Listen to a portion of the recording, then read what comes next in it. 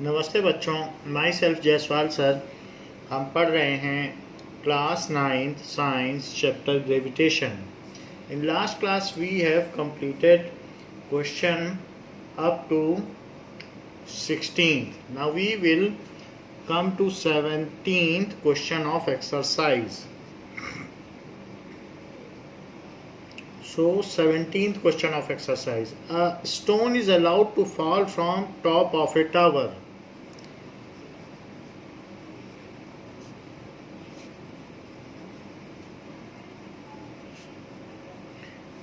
To fall from top of a tower. किसी एक tower से एक पत्थर गिराया जाता है 100 meter high. So 100 meter high and at the same time another stone is projected vertically upward। और एक स्टोन ऊपर फेंका जाता है, ऊपर से एक पत्थर गिराया जाता है और नीचे से पत्थर ऊपर फेंका जाता है। and at the same time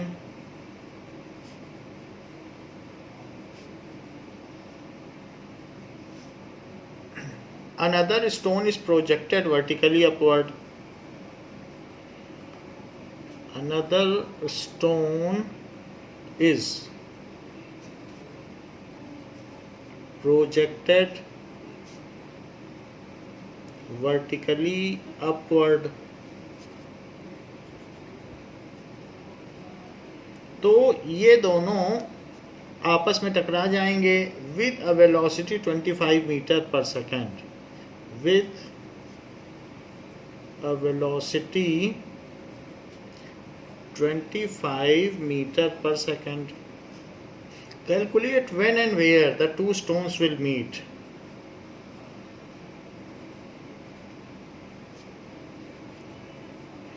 When and where the two stones will meet।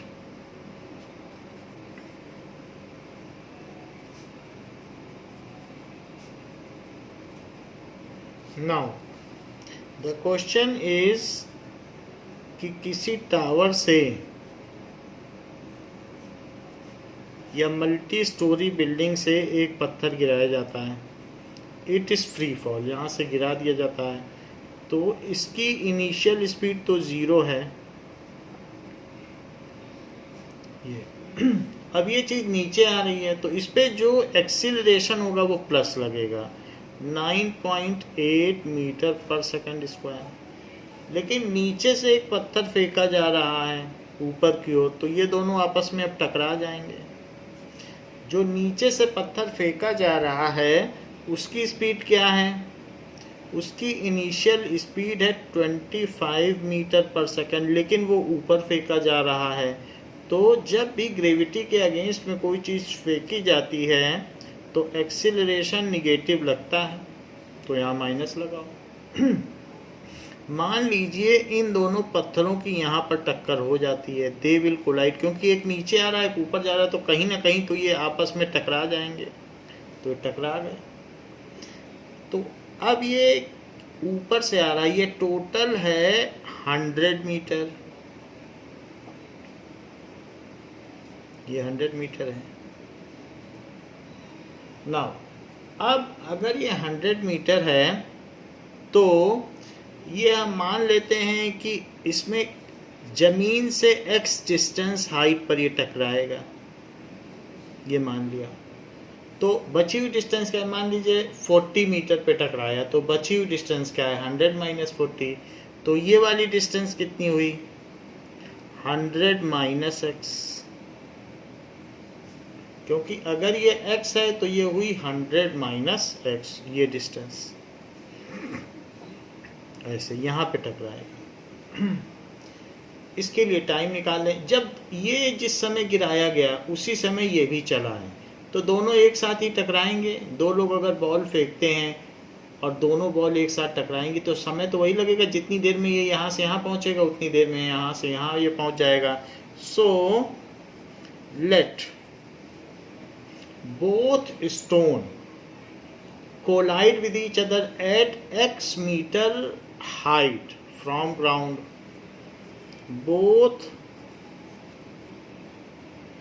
stones collide with each other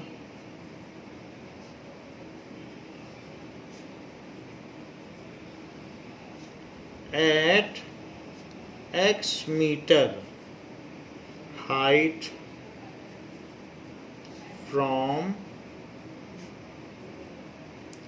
ground, and after t seconds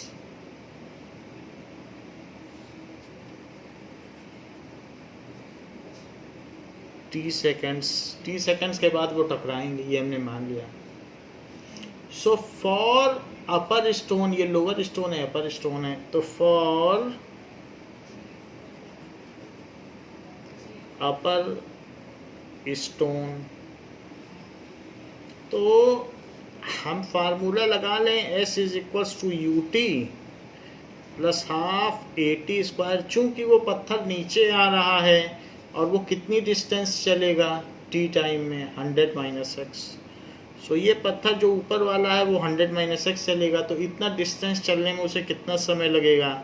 इसकी इनिशियल स्पीड 0 है क्योंकि ये फ्री फॉल है, पत्थर को सिर्फ गिराया गया है और इस पत्थर को ऊपर फेंका गया. सो 0 इंटू टी, टाइम का तो हमको नहीं पता है, इंटू 9.8.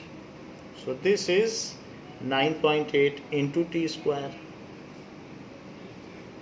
क्योंकि जो चीज़ नीचे आ रही है उस पर तो एक्सीलरेशन पॉजिटिव होगा, उसकी स्पीड बढ़ती चली जाएगी.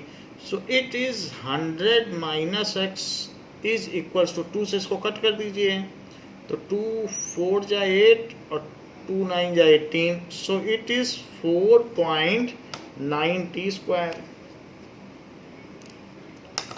4.9 टी स्क्वायर. ये फर्स्ट इक्वेशन हो गई. ये उस पत्थर के लिए है जो कि नीचे आ रहा है. फॉर लोअर स्टोन, अब नीचे भी एक पत्थर है जो कि ऊपर फेंका गया है, तो उस पत्थर के लिए भी यही फार्मूला लगाएं, UT plus half AT square. लेकिन ध्यान रखें वो अगेंस्ट ग्रेविटी जा रहा है और उसने x डिस्टेंस ट्रेवल की होगी बिफोर कोलाइडिंग, तो इसकी जगह x लिखें. ऊपर वाले ने 100 माइनस एक्स की तो वहाँ 100 माइनस एक्स लिखा, इसने x की तो इसका x लिखा. और इसको किसी स्पीड से फेंका गया है, वो स्पीड क्या है, 25. टाइम ऑफ कोलिजन हम लोगों को नहीं पता है. और हाफ, अच्छा a की जगह -9.8 रखें क्योंकि अपोजिट ग्रेविटी, जब भी अपवर्ड फेंका जाए तो एक्सीलरेशन आप निगेटिव रखें, टी स्क्वायर. इससे ये कट जाएगा तो इट इज़ -4.9 आ जाएगा. तो x is equals to 25t और -4.9 टी स्क्वायर. ये चीज़ हो गई. अब यहाँ पर जो 4.9 टी स्क्वायर है उसकी वैल्यू 100 माइनस एक्स है, वो चीज़ यहाँ डाल दो. सो सेकंड इक्वेशन में putting the value of 4.9 T square, put value of 4.9 T square from first equation two second equation. तो जब इसमें डाल देंगे तो x कितना आ जाएगा, 25t माइनस, देखो 4.9 टी स्क्वायर की क्या वैल्यू, 100 माइनस एक्स, तो यहाँ डाल दीजिए 100 माइनस एक्स. लेकिन ये चीज़ ब्रैकेट में हो गई. Now so x is equals to 25t minus 100 plus x. अब दोनों तरफ x पॉजिटिव साइन के साथ हैं, चाहे तो इधर माइनस करके कट कर दो या सिंपली भी कट कर सकते हो, जैसा चाहो वैसा करो. तो इधर भी लाओगे तो x माइनस एक्स हो जाएगा, इसको भी इधर ले आओ और 100 को भी इधर ले आओ, तो 100 पॉजिटिव हो जाएगा और x निगेटिव हो जाएगा, और उधर पर 25t रहने दो. तो ये दोनों कैंसिल होकर 0 0 हो जाएंगे और यहाँ सिर्फ 100 बचेगा. 100 इज इक्वल टू 25t, तो t क्या हो जाएगा 100/25। अब 100/25 हो गया, 25 से इसको कट कर दो 4 टाइम्स में जाएगा, so t is equals to 4 second. So they will collide with each other after 4 second. stones will collide with each other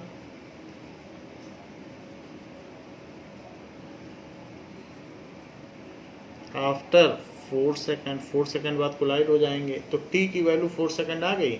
अब ये जो t की वैल्यू है आप इक्वेशन किसी भी इक्वेशन में डाल दें, तो दोनों में दो इक्वेशन, एक ये है और एक ये है। मैं सेकंड में डाल देता हूँ। So x is equal to 25t minus 4.9t square, और t की वैल्यू 4 डाल दी जाए क्योंकि t 4 आया है, आप देख लें t इज 4 सेकेंड। सो इससे हमें ये पता चल जाएगा कि ग्राउंड से कितनी ऊंचाई पर ये दोनों टकराए हैं। सो 25 इंटू 4 माइनस 4.9 इंटू 4 स्क्वायर, तो ये चीज़ तो 100 हो गई, और 4.9 इंटू 16 कर दो 100, और 16 9 या 16 का 4.9 में मल्टीप्लाई कर दीजिए, 4.9 इंटू 16, सो 16 9 या 144 एंड 16 4 जा 64। 64 में 14 और ऐड कर दो तो 78, तो और एक डेसिमल भी लगा दो तो 78.4, तो इट इज 78.4। अब इसको आप सब्ट्रैक्ट कर लें, तो सब्ट्रैक्ट करने के बाद ये 21.6 आ जाएगा, तो 21.6 meter. So the stones will collide with each other at a height of 21.6 meter from ground। तो ये भी लिखना पड़ेगा क्योंकि कंक्लूडिंग स्टेटमेंट है। सो stones will collide with each other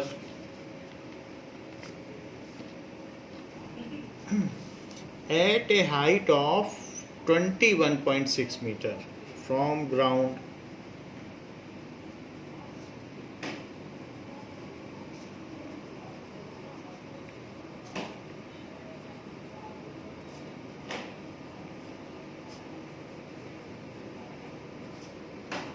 at 21.6 meter from ground and after 4 second, दोनों चीज़ एक साथ लिख दें, after 4 second. Now the question is asked, a ball thrown upward returns to the thrower after 6 seconds। एक ball को ऊपर फेंका जाता है, a ball thrown upward returns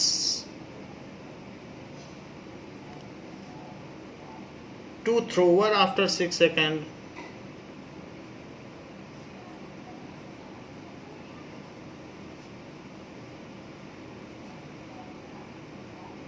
after 6 second में वापस आ जाती है। Find the velocity with which it was thrown up. So find the velocity with which it was thrown up। दूसरी बात पूछी गई है, the maximum height it reaches, the maximum height it reaches and its position after 4 seconds, its position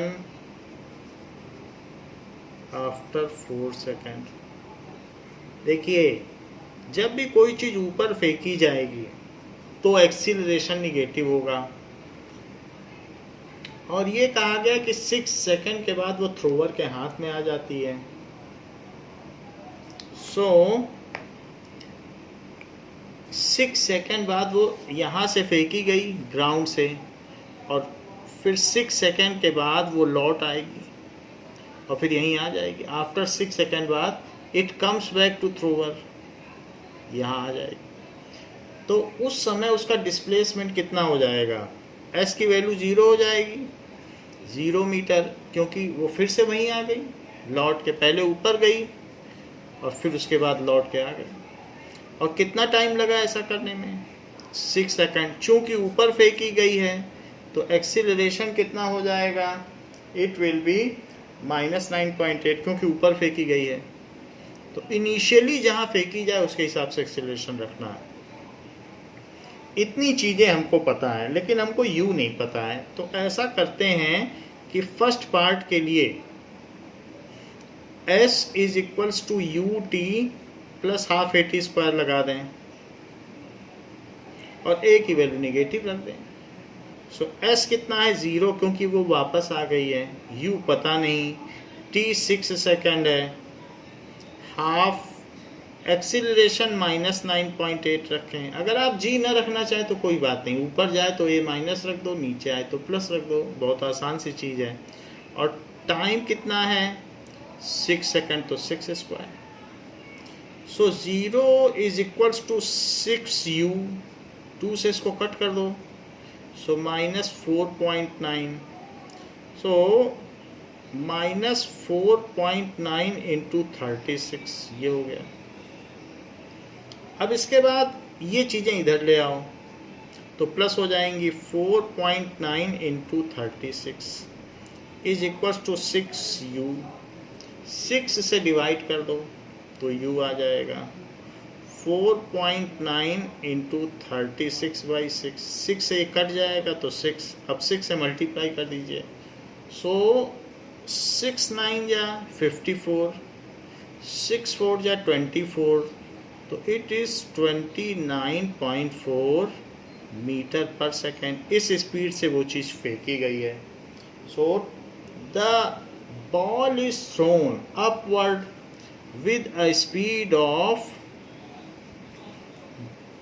the ball is thrown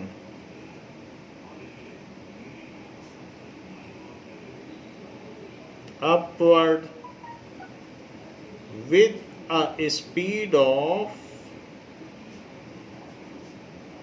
29.4 metre पर second. ये तो हो गया पहला पार्ट। सेकंड पार्ट कहता है कि maximum height it reaches, so B part. तो अब यहाँ पर आप ऐसा करें, मैक्सिमम हाइट पर तो इसकी वेलोसिटी 0 हो जाएगी और u तो हमने पता लगा लिया है, ये 29.4 मीटर पर सेकेंड है। और चूंकि चीज़ ऊपर फेंकी गई है तो a की वैल्यू निगेटिव हो जाएगी। So v is equal to 0 meter पर सेकेंड। ऊपर फेंका गया है इसलिए -9.8 मीटर पर सेकेंड स्क्वायर। s का पता नहीं है, s लिखो या h लिखो एक ही बात है, तो आप s लिख दें अगर h नहीं लिखना चाहते हैं, और सबसे अच्छा होगा कि h लिख दें। So v square is equal to u square plus 2as। Final velocity 0 है, इनिशियल वेलोसिटी 29.4 का स्क्वायर है, प्लस 2 इंटू -9.8 इंटू एस। हमें एस का पता लगाना है कि इसकी कितना मैक्सिमम हाइट गया है। ये सारा का सारा इधर ले आओ तो ये पॉजिटिव हो जाएगा। So 2 into 9.8 S is equal to 29.4 into 29.4। ये चीज़ इधर ले आया और ये जो है 29.4 का स्क्वायर, इसको हमने, क्योंकि 29.4 है ना, तो उसको स्क्वायर को ऐसे लिख दिया है। So S is equals to 29.4 into 29.4 divided by 2 into 9.8, ये 7 से कट जाएगा। 7 से कटेगा तो 7 1 जा 7 और 7 4 जा 28, 7 से ये भी कट जाएगा तो 7 4 जा 28 और 7 2 जा 14।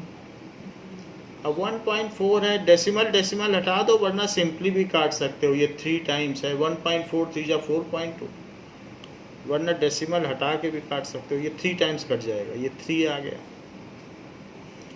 2 से इसको कट कर दीजिए तो 2 1 jar 2, 2 4 jar 18 and 2 4 jar 8 and 2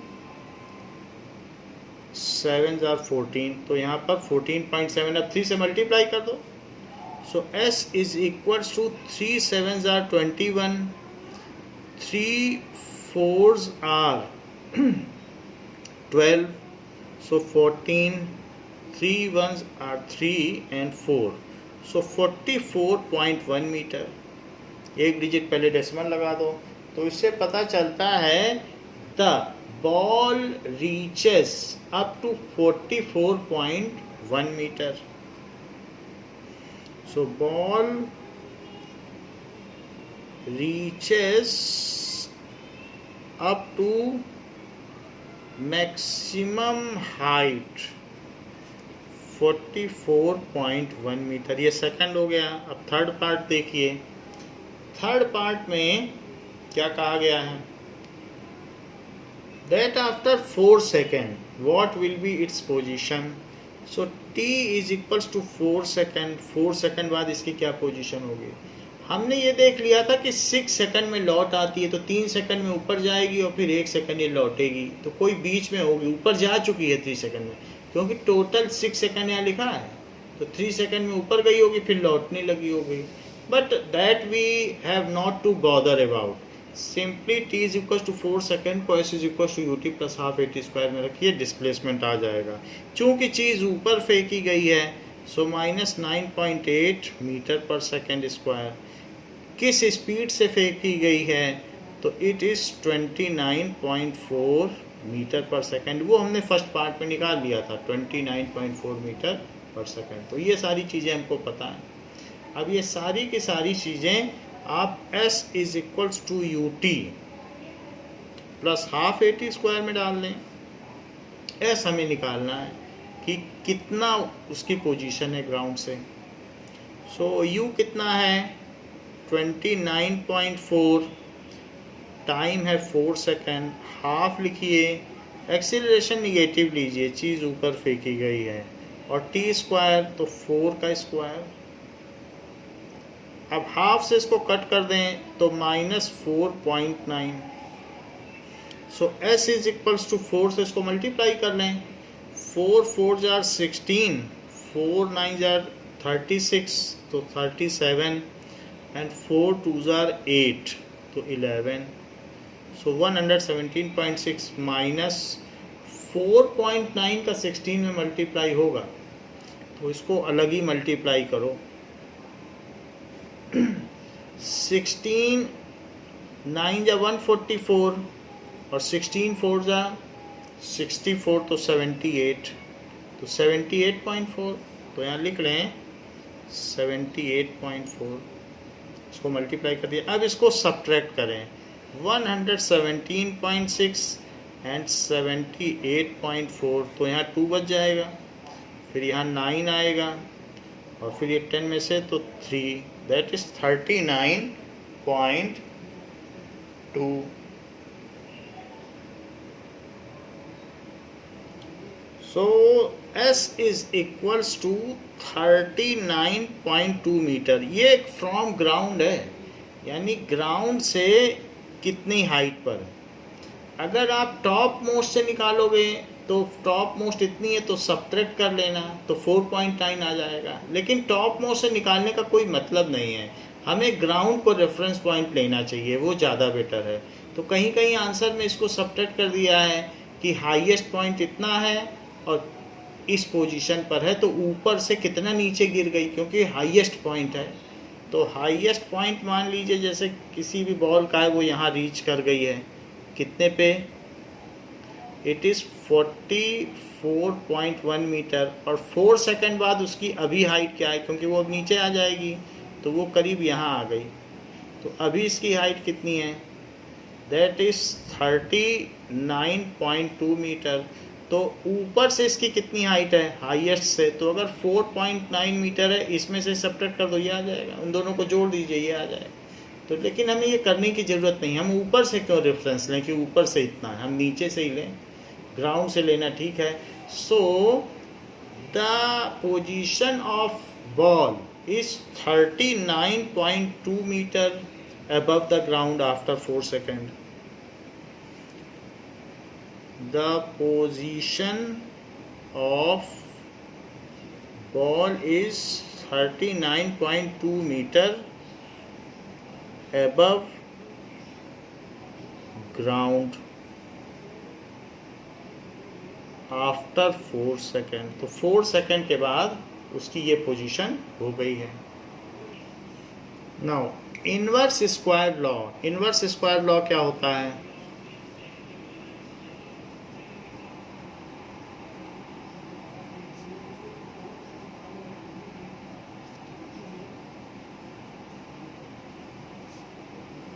now we see the force of gravitation is G m1 m2 by उनके बीच की जो डिस्टेंस होगी तो डिस्टेंस का स्क्वायर।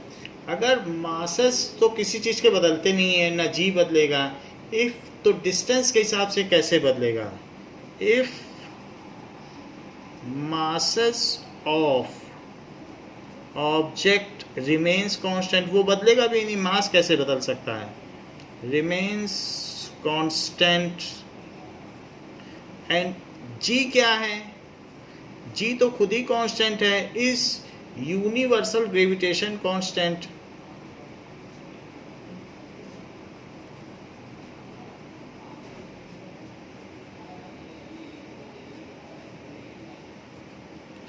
देखिए कोई भी दो ऑब्जेक्ट अगर पानी में भी डूबे हों या कहीं पर भी हों, उनके बीच फोर्स वही लगेगा। Gravitational force does not very with the medium. आप 2 kg की चीज़ पानी में डुबो दें, एयर में रख दें या मरकरी में डुबो दें, कहीं भी डुबो दें, उनके बीच लगने वाला जो ग्रेविटेशनल फोर्स है वो चेंज नहीं होता, क्योंकि जी नहीं चेंज होता। इसलिए कभी MCQ क्वेश्चन आए कि वाटर में फोर्स कम लगेगा, ग्रेविटेशनल फोर्स की ज़्यादा लगेगा, तो लिख देना सेम लगेगा। MCQ क्वेश्चन में आता है क्योंकि जी बदलता नहीं है, जी की वैल्यू 6.67 इंटू 10⁻11 होती है, तो वो नहीं बदलता है। तो जहाँ ये दोनों भी कांस्टेंट है, ये भी कांस्टेंट है, तो F किसके प्रोपोर्शनल हो गया, 1/d² के। So force is inversely proportional to square of distance between the masses. दो मासेस हैं तो उनके जो बीच की डिस्टेंस है उसको d कहते हैं। तो इनके बीच जो अट्रैक्शन फोर्स लग रहा है, ये m1 मास है, ये m2 मास है, तो ये मास तो बदलेगा नहीं, g भी नहीं बदलेगा। सो इसको क्या पढ़ेंगे, फोर्स। कौन सा force, force of gravitation is inversely proportional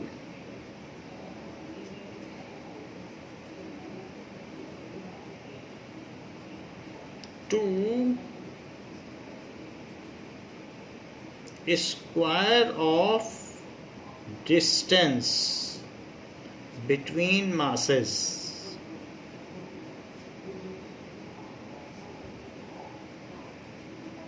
तो ये हो गया, इनवर्स भी है और स्क्वायर भी है, तो इसलिए इसको कहते हैं it is inverse square law, कि इनवर्स के प्रोपोर्शनल है और स्क्वायर के प्रोपोर्शनल है। Inversely proportional to square of distance between them, it is inverse square law.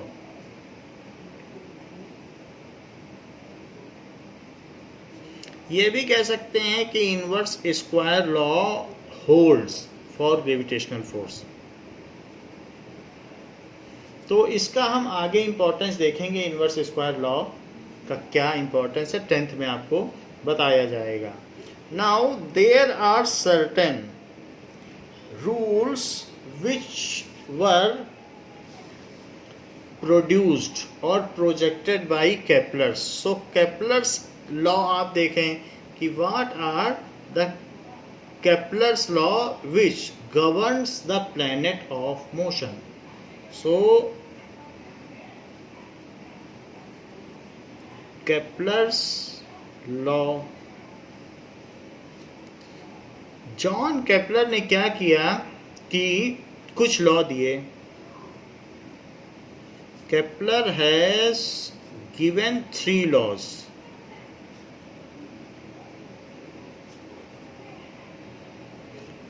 which governs orbital motion of planet around sun।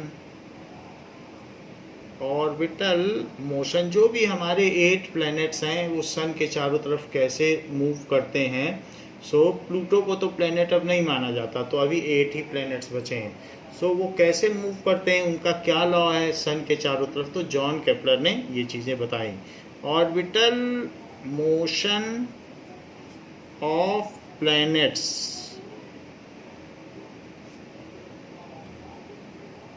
Around sun। Now there are the planets। कौन कौन से planet हैं जो सन के चारों तरफ रोटेट करते हैं। सन का साइज सभी प्लेनेट से बहुत बड़ा है। दिस इज सन। सो सन के चारों तरफ अगर देखा जाए, so the planets which orbit, तो इसके चारों तरफ अलग अलग प्लैनेट्स ऑर्बिट करते हैं। सो वैसे तो जो प्लैनेट्स हैं वो अलग अलग ऑर्बिट में होते हैं, बट मैं एक सीक्वेंस में दिखाने के लिए इसको ऐसे दिखा रहा हूँ कि इनकी इस तरीके से ऑर्बिट है, जिससे आपको पता चल जाए कि कौन किसके बाद है।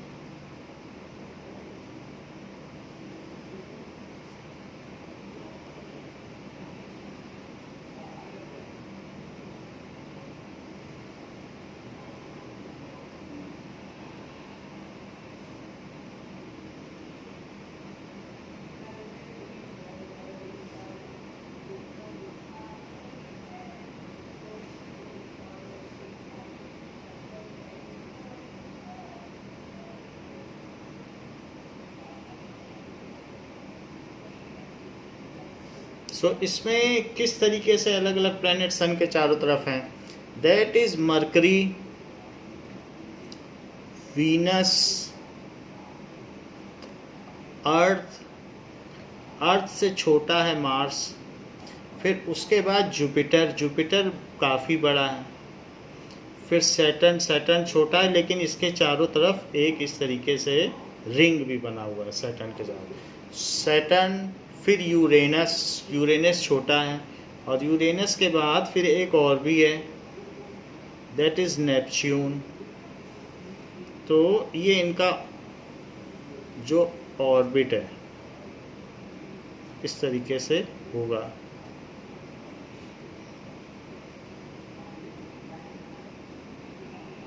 So in this way they move around it. However, जो इनका मोशन है, ये मोशन है around sun, it is not in a single plane. तो हम इसमें नाम लिख लें कौन कौन सा है। पहले सन काफ़ी बड़ा, जितना है उसका कई टाइम्स है, फिर भी हमने सन यहाँ छोटा दिखाया है। So Mercury, this is Mercury, Venus, Earth, Mars, Jupiter,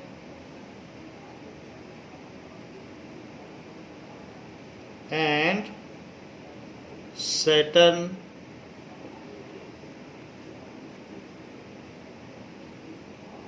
so after that Uranus and Neptune. This is Uranus and this is Neptune. तो इस ऑर्डर में ये हैं।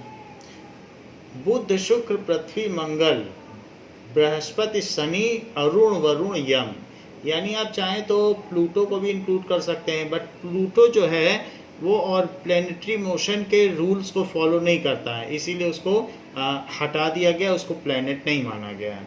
तो this is the order. However, the motion of various planets around sun is not in this path। ये तो हमने order में दिखाने के लिए किया, कुछ ऐसे मूव करते हैं, कुछ ऐसे मूव करते हैं, कुछ ऐसे मूव करते हैं, कुछ ऐसे मूव करते हैं, तो इस तरीके का उनका मोशन होता है। तो ऐसे मोशन होता है, अलग अलग सबकी अपनी ऑर्बिट है और सब अपनी अपनी ऑर्बिट में मूव करते हैं। बट हमने डिस्टेंस को दिखाने के लिए एक साथ ऐसे दिखाया, क्योंकि ऐसे दिखाते तो फिर आपको डिस्टेंस का पता नहीं चलता। Every planet moves in its own planar circular path. तो इस तरीके से यहाँ पर ये बात दिखाई गई है। Now what are the Kepler's law. अब हम देखेंगे कि केपलर्स ने ये जो प्लैनेटरी मोशन है इसके ऊपर क्या लॉ दिए हैं। तो पहला लॉ दिया है Kepler's law, that is these are the laws. First law is the law of orbit.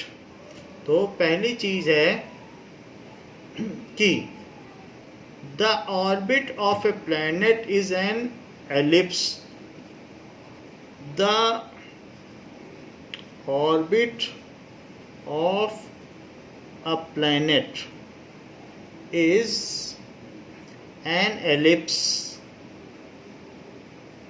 तो ये एक एलिप्स है।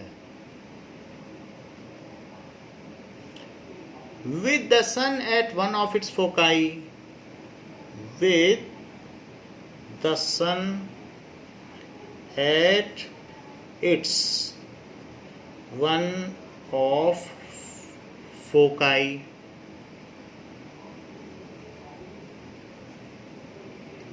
ऐसा कहा गया है। जैसे कि अगर आप यहाँ पर देखें कि दो नेल किसी टेबल पर लगा दें और उस नेल में, ये किसी टेबल पर आप दो नेल लगा दें तो, और फिर उसमें आप क्या करें, थ्रेड बांध दें नेल्स में। इसमें आप थ्रेड बांध दें, तो जब आप ऐसे थ्रेड बांधोगे और उस पर पेंसिल रखो और पेंसिल टाइट करके यहाँ से यहाँ तक ले जाओ, ये थ्रेड है। तो जब पेंसिल इस पर रख लोगे तो यहाँ से यहाँ तक ले जाओगे तो ये ऐसे बन जाएगा, ऐसे। और फिर इस थ्रेड को उधर ले जाओ। अब जब थ्रेड उधर ले जाओगे तो ये थ्रेड अब उधर हो गया, ऐसे। थ्रेड को पलट दो और फिर यहाँ पेंसिल टाइट से पकड़ो और फिर जब टाइट से पकड़ोगे तो फिर ये ऐसे बन जाएगा। इसको कहते हैं ओवल शेप। ये ओवल शेप है, तो पहले इधर पेंसिल रखी तो आधा बना लिया, उधर पेंसिल रखी उधर। तो ये दो फोकस हैं इसके, F1 फोकस और F2 फोकस, जहाँ पर ये धागा बंधा हुआ था। तो ये शेप है एलिप्स। एलिप्स यानी दीर्घवृत्त। तो सर्कल जो एलोंगेटेड सर्कल उसको एलिप्स कहते हैं। तो सन इसमें F1 पे भी हो सकता है, F2 पर भी। तो ये एग्जैक्ट सेंटर पर नहीं है जैसे ऊपर दिखाया गया है। यानी अगर यहाँ पर देखा जाए तो ये सन है, जैसे ये सन मैंने दिखा दिया, ये सन लिखा है, तो अर्थ ऐसे चक्कर लगा रही है, ये अर्थ हो गई। दूसरा वाला पॉइंट एक फोकस है, वहां पे कुछ नहीं है।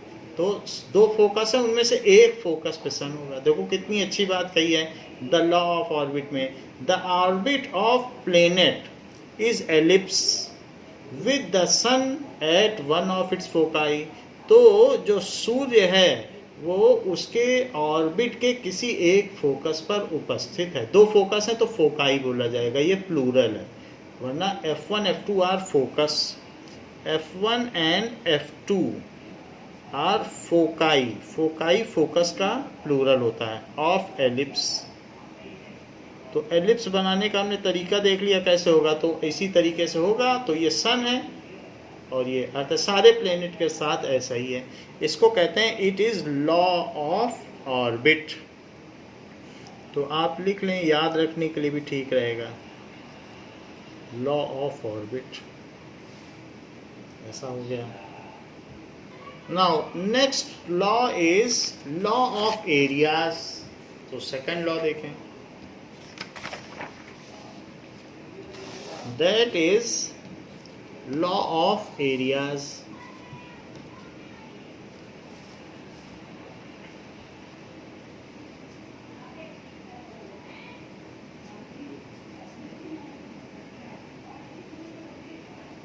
ये क्या कहता है?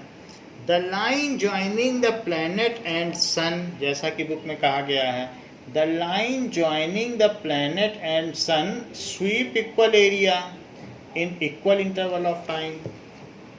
The line joining the planet and the sun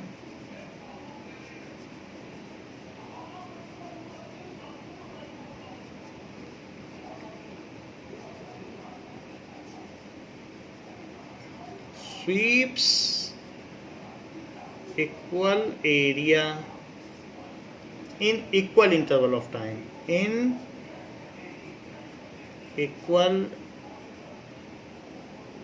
interval of time।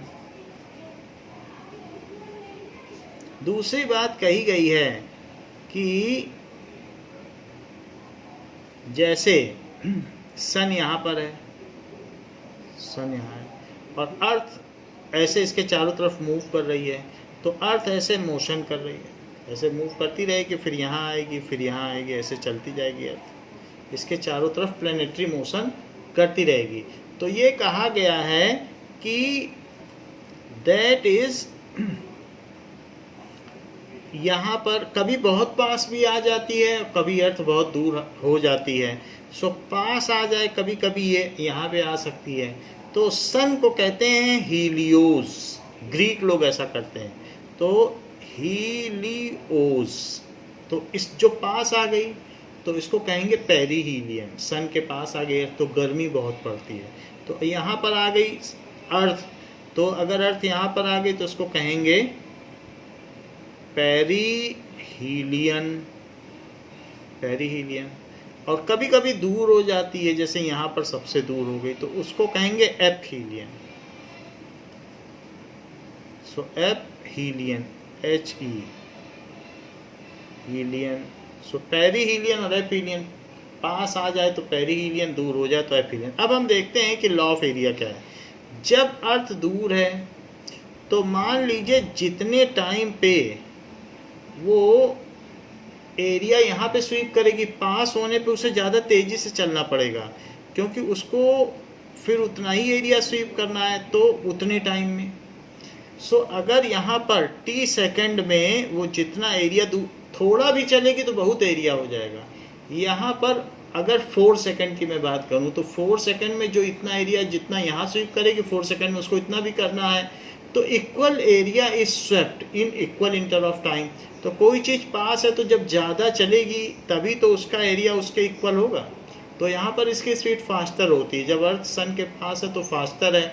So in equal time interval equal area is swept. अगर मान लीजिए यहाँ पर भी ये t सेकंड चले तो जो इसका एरिया A1 है और जो इसका एरिया A2 है वो भी इक्वल होगा, क्योंकि दोनों में टाइम सेकंड इक्वल है। सो ये फास्टर चलेगी तभी सही कर पाएगी, क्योंकि यहाँ दूर में तो थोड़ा चलेगी तो बहुत सारा एरिया बन जाएगा। बेस इनटू हाइट, यहाँ पर तो उसको बहुत ज़्यादा चलना पड़ेगा। तो इसलिए A1 यहाँ पर इक्वल टू A2 हो गया। In equal time interval equal area is swept. This means when earth is nearer to sun then it moves faster. इससे ये केपलर ने बताया। अब देखिए थर्ड क्या है, that is the law of period या time period. So law of time period, कभी भी दो पोजीशन है फोकस की, तो इन दोनों पे बीच को मिला दो और ये मिड पॉइंट है, तो इसी को ऑर्बिटल रेडियस कहते हैं। यहाँ से जो डिस्टेंस इसकी है उसको कहते हैं कि रेडियस ऑफ ऑर्बिट या ऑर्बिटल रेडियस, कक्षीय त्रिज्या। सो ऑर्बिटल किसी ना किसी सर्कुलर ऑर्बिट में तो मूव कर ही रही है, तो उसको कहेंगे ऑर्बिटल रेडियस। जो सबसे पास है उसका छोटा ऑर्बिटल रेडियस है, और जो सबसे दूर है जैसे नेपच्यून तो उसका बहुत बड़ा ऑर्बिटल रेडियस है। और जबकि मरकरी तो मरकरी का सबसे छोटा रेडियस है। सबका अपना अपना अलग अलग ऑर्बिटल रेडियस है। तो सन या तो यहाँ है किसी के लिए या तो यहाँ है, क्योंकि दो फोकाई है, तो या तो F1 में होगा या F2 में होगा, और F1 F2 का जो मिड पॉइंट है वहीं से ऑर्बिटल रेडियस लिया जाएगा और उसको स्मॉल r कहा जाएगा। और जितने टाइम में एक चक्कर पूरा होता है उसको टाइम पीरियड कहते हैं। The time in which any planet completes it's one round revolution is called time period. The time duration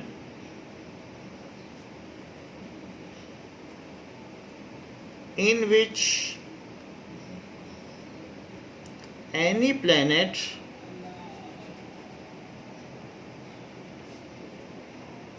completes its one revolution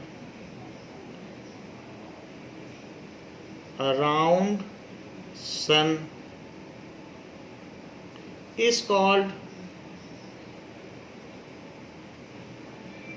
time period. जितने समय चक्र में कोई भी ग्रह सूर्य की एक परिक्रमा पूरी कर लेता है उसको उसका टाइम पीरियड कहते हैं, और इसको डिनोट करते हैं टी से। तो इन्होंने लॉ ऑफ पीरियड में क्या बताया, the cube of mean distance of planet from sun. यही तो मीन डिस्टेंस है क्योंकि मिड पॉइंट से लिया गया है, तो इसी को ये मीन डिस्टेंस भी बोल रहे हैं। मीन डिस्टेंस, एवरेज डिस्टेंस भी बोल सकते हो, क्योंकि फोकस से लोगे तो कभी ज़्यादा होगी कभी कम होगी, तो मिडिल से लो। The cube of mean distance of a planet from sun, of a planet from sun, जिसको कि r कहा गया है, उस मीन डिस्टेंस को r कहा गया है, उसका क्यूब करना पड़ेगा। So mean distance of is proportional to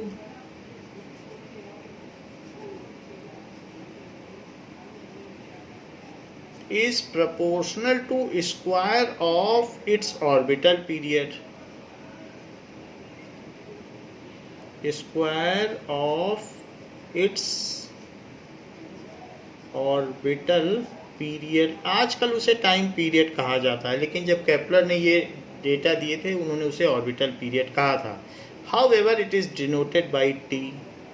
तो ये जो मैं टाइम पीरियड यहाँ बोल रहा हूँ इसी को उन्होंने ऑर्बिटल, एक ऑर्बिट पूरी करने के लिए जो पीरियड लगा उसे ऑर्बिटल पीरियड। जैसे कि अर्थ को 365 डेज लगते हैं या 365.25 डेज लगते हैं, 365 and 1/4 डे इतना लगता है अर्थ को पूरा करने में, तो वो उसका ऑर्बिटल पीरियड है।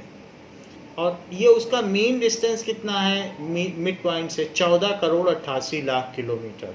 तो दैट इज 1.496 भी बोल सकते हैं अगर एवरेज में लिया जाए, इंटू 10⁻15 मीटर। तो ये ऑर्बिटल रेडियस हो गया, और ये चीज़ ईयर में ली जा सकती है। तो जो भी यहाँ पर कहा गया है square of time period is that is r³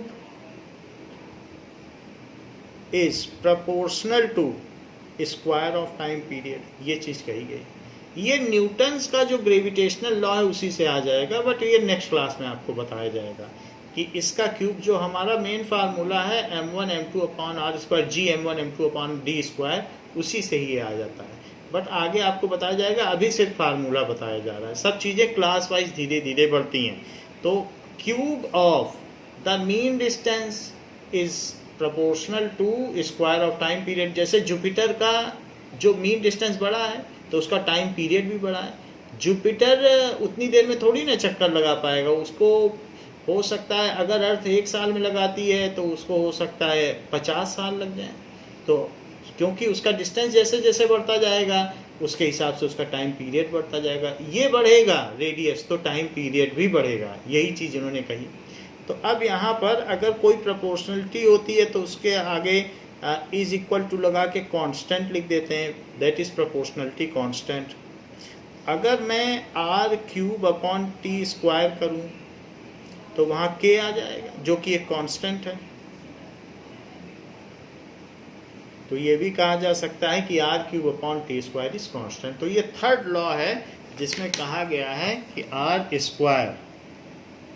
cube upon T square is constant. तो ये थर्ड लॉ में कहा गया है। तो ये जो बुक में आपके दिए गए हैं पेज नंबर 133 पे, these are the laws which were given by Kepler and important laws हैं जो केपलर हैं वो कोपरनिकस के शिष्य थे और उन्होंने ये लॉज प्रोजेक्ट किए। Now we will see tangent to a circle. Tangent to a circle, that is if there is a circle and any line which passes touching circle at a point, then it is called tangent. इसे कहेंगे tangent।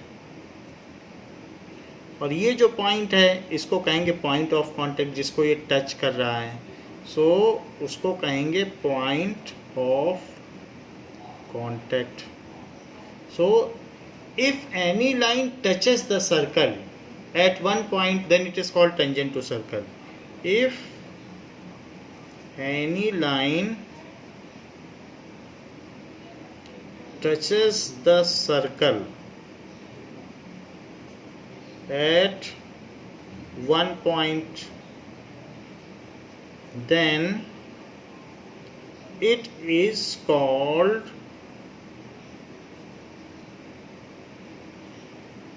tangent to circle. It is called tangent to circle. तो यहाँ पर ये tangent हो गया। ये आपको क्यों बताया जा रहा है?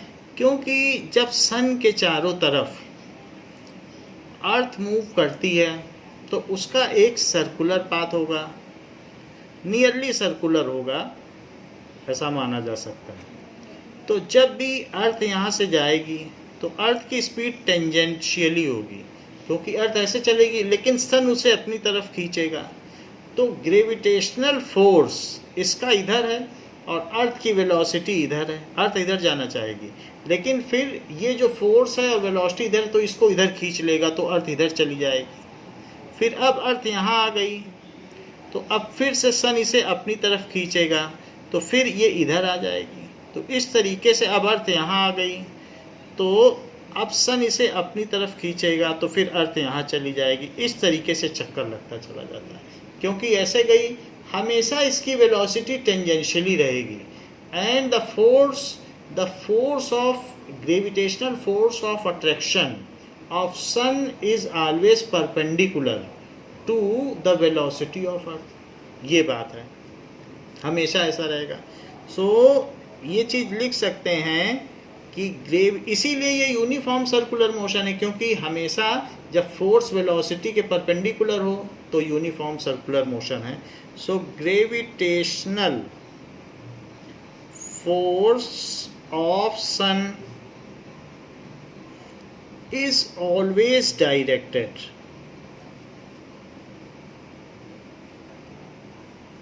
टुवर्ड्स सेंटर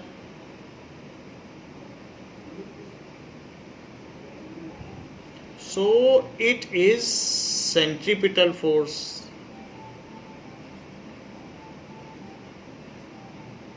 और फोर्स तो जो होता है वो ma होता है। तो जब सेंट्रीपिटल फोर्स है, मास का तो कोई ख़ास रोल नहीं है, तो सेंट्रीपिटल एक्सीलरेशन भी ये देगा।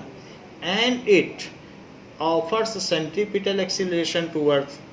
This centripetal force is always perpendicular to the velocity of earth which is tangential to orbit, क्योंकि जो भी है इसकी ऑर्बिट सर्कुलर है तो इसका वेलोसिटी टेंजेंशियल है। सो स्पीड ऑफ, या ये कह सकते हैं कि वेलोसिटी, क्योंकि उसमें एक डायरेक्शन भी है। So velocity of earth is tangential to circular orbit. Velocity of earth is tangential to orbit, tangential है, and force acting on earth is perpendicular to velocity. इधर जा रही है और देखो एक परपेंडिकुलर है, इनके बीच 90 डिग्री है, ये 90 डिग्री है, तो फोर्स 90 डिग्री पे हुआ कि नहीं वेलोसिटी के, and force acting on earth is perpendicular to velocity. So the motion of earth around sun is uniform circular motion. क्योंकि सेंटर की तरफ इसका है, इसकी स्पीड कांस्टेंट रहती है, तो इसलिए इसकी स्पीड नहीं बदलती है, तो इसलिए इसे क्या कहा जा सकता है, यूनिफॉर्म सर्कुलर मोशन, एक समान वृत्तीय गति. Now, Sir Isaac Newton was born in England and he was versatile genius. He was original and influential theorist in history of science. उन्होंने फिजिक्स में इतना कंट्रीब्यूशन किया है कि the physics itself is divided into two different branches. One is Newtonian physics and other is quantum physics. तो इनका इतना ज़्यादा contribution है. Even 3 chapters of 9th class book is of Newton. So he has gone to Cambridge University for reading.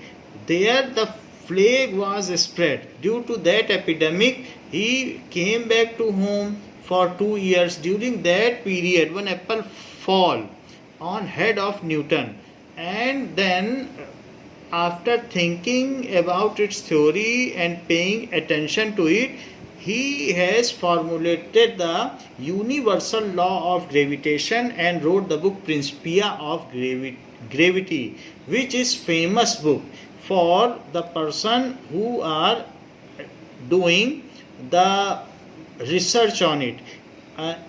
On other side, he has also derived the laws of motion. He has given the 3 kinematic equations of motion. He has also contributed in field of light and also derived some formulas of light. There is also, he was a famous astronomer and he has made a telescope to see various planets and stars, that is known as Newtonian telescope. In field of mathematics, he has derived various important law which you will study in higher classes in mathematics as a chapter of calculus. So he has contributed in field of light, sound, astronomy and also in physics. If their laws are combined with Kepler's law, Copernicus, Galileo, then the science is, the physics has most part of the things which is contributed by him. So he is a versatile genius and has given good contribution to physics. तो बच्चों इस class के लिए इतना ही. Next class में हम देखेंगे कि प्रेशर एंड थर्स्ट क्या होता है. थैंक यू बच्चों.